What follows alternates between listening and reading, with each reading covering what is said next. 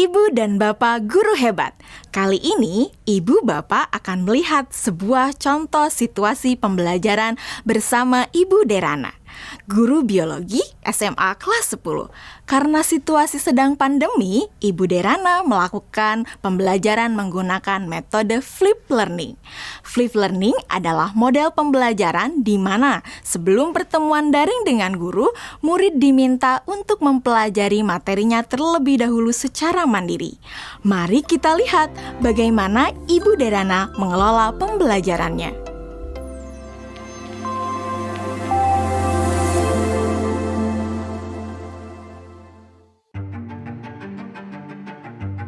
Sebelum mengajar, beberapa hari sebelumnya, Ibu Derana tentu melakukan persiapan terlebih dahulu. Dalam tahap ini, Ibu Derana benar-benar memastikan bahwa ia memahami tujuan pembelajaran yang ia ingin murid-muridnya capai.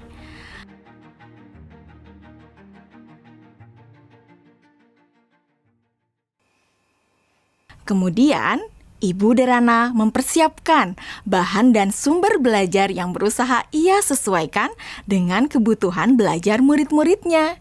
Ia menyiapkan beberapa buku, salinan artikel koran, video-video yang semuanya berkaitan dengan materi yang akan dipelajari murid-muridnya. Semua bahan belajar tersebut ia letakkan di Google Drive dan nantinya akan dapat diakses oleh murid-muridnya melalui Google Classroom. Ibu Derana lalu mengkomunikasikan kepada murid-murid melalui WhatsApp group untuk mengingatkan mereka mengakses Google Classroom mereka. Tahapan ini dilakukan sebelum Ibu Derana bertemu dengan murid-murid di Google Meet. Beberapa hari setelahnya, sesuai dengan jadwal, Bu Derana melakukan pertemuan secara sinkron dengan murid-murid melalui Google Meet. Selamat pagi anak-anak. Oke, senang sekali ya kita sudah bisa bertemu kembali pada sesi sinkron hari ini. Sebelumnya, Ibu mau terima kasih ya sama kalian karena kalian sudah belajar secara mandiri dari rumah melalui materi yang Ibu masukkan di Google Classroom.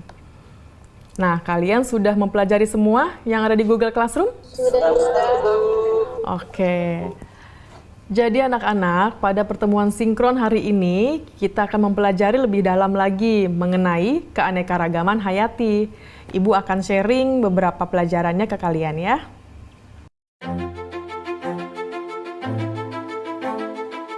Nah, anak-anak, sekarang Ibu ada pertanyaan. Jawab pertanyaan dari Ibu ini ya. Tingkat keanekaragaman hayati mana yang paling penting dilindungi terlebih dahulu? Mengapa demikian? Keanekaragaman hayati karena ada sumber daya alam tersebut sudah dipastikan lebih terjamin, Bu. Kesehatannya juga fungsinya juga sumber daya alam hayati ini juga lebih sering digunakan dibandingkan dengan sumber daya alam non hayati karena lebih terjamin. Seperti itu, Bu, jawaban dari saya. Oke, jawabannya bagus sekali itu ya. Itu lengkap banget jawabannya. Yang lain sudah mendengarkan dan sudah memahami apa jawaban dari Dwi Melati? Sudah, Bu. Oke, sekarang kita lanjut ke pertanyaan selanjutnya ya anak-anak ya. Kapan terancamnya keanekaragaman hayati ekosistem dapat mengancam keanekaragaman hayati spesies dan genetis? Dan kenapa jawabannya seperti itu? Kalian bisa menjawab pertanyaannya melalui kolom chat ya. Selama sesi sinkron, Ibu Derana memberikan pertanyaan-pertanyaan lainnya yang dapat memperkaya materi dan pemahaman murid akan konsep. Di akhir pembelajaran, Ibu Derana memberikan murid tantangan untuk menganalisis ancaman pada satu lokasi di wilayah Indonesia yang membawa dampak negatif bagi 3 tingkatan keanekaragaman hayati. Berikut rekomendasi penanganannya. Yusuf, silakan. Tugasnya dibuat dalam bentuk apa, Bu? Apakah boleh dalam bentuk infografis? Oke, ada lagi yang mau ditanyakan? Yang lain ada yang mau bertanya? Nadia. Oke, silakan pertanyaannya apa Nadia? Apakah boleh dalam bentuk poster juga, Bu? Kalian boleh memilih bagaimana cara kalian menunjukkan pemahaman kalian. Bisa melalui video, poster, tulisan, dan sebagainya. Ya Bu, izin bertanya. Ya, Lokasinya yang dipilih gimana ya Bu? Apakah ada ketentuan-ketentuan khusus? oke. Ada lagi yang mau bertanya? Ibu simpan dulu pertanyaannya ya. Bu, saya mau tanya, apakah untuk mengerjakan tugas ini kita harus datang ke lokasi tersebut, Bu? Oke, untuk lokasinya tidak perlu datang langsung ke lokasi tujuan ya. Jadi kalian bisa mencari langsung itu melalui online. Bu Derana melakukan diferensiasi produk dengan membebaskan murid memilih bentuk hasil pekerjaannya atau produk tugasnya sesuai dengan kenyamanan murid. Anak-anak, tadi Ibu sudah sampaikan ya bahwa hasil pekerjaan kalian dapat dibuat dalam berbagai bentuk produk. Artinya, kalian boleh memilih apakah kalian ingin menyampaikannya dalam bentuk poster digital, website, video, blog, presentasi PowerPoint, dan sebagainya. Nah, sekarang silahkan kalian sesuaikan dengan minat dan kenyamanan masing-masing. Namun demikian, kalian harus memperhatikan bahwa yang akan Ibu nilai adalah apakah kalian dapat menganalisis ancaman pada satu lokasi di wilayah Indonesia yang membawa dampak negatif bagi 3 tingkatan keanekaragaman hayati. Berikut rekomendasi penanganannya.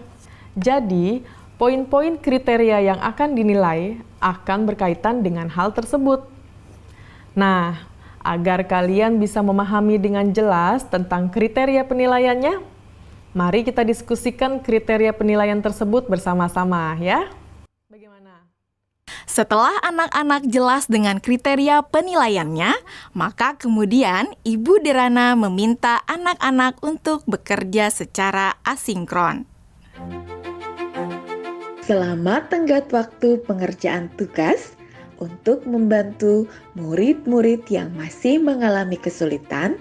Ibu Derana menyediakan slot-slot waktu tertentu untuk berdiskusi secara individual maupun secara kelompok kecil. Saya ingin konsultasi, Bu. Iya, boleh.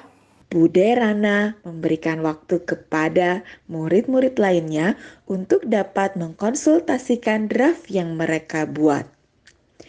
Ibu Derana juga memastikan untuk memberikan umpan balik terhadap pekerjaan yang dibuat oleh murid-muridnya.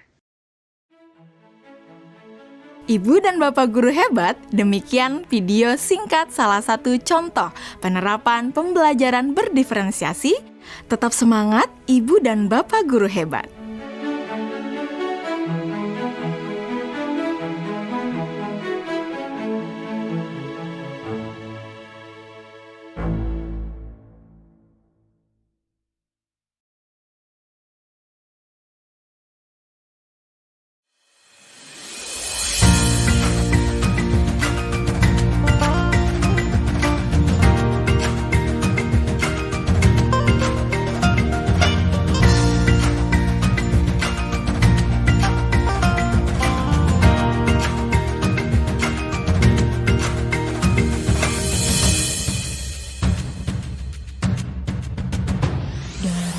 Berbagai penjuru Nusantara, pendidik mulia terpanggil jiwanya, melangkah dalam satu cita, selamat dan bahagia anak bangsa.